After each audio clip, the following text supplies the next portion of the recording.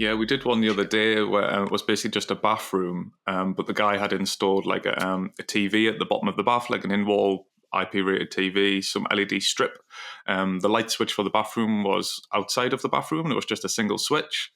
We changed it to a double switch that was just like plain white, looked exactly the same. But what we did is we just put like a sun-off relay behind the switch. But even though the relay wasn't connected to anything, we could then make an automation based on that switch, based on it switching on and off.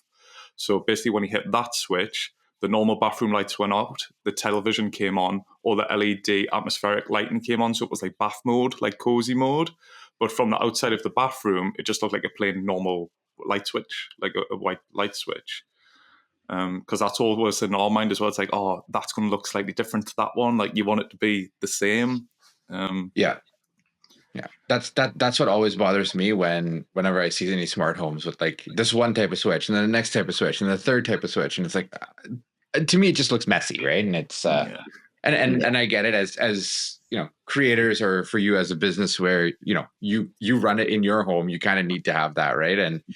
But in a home where that's not the case, where you're not testing and stuff like that, to me it should be universally like good looking, right, as aesthetic. So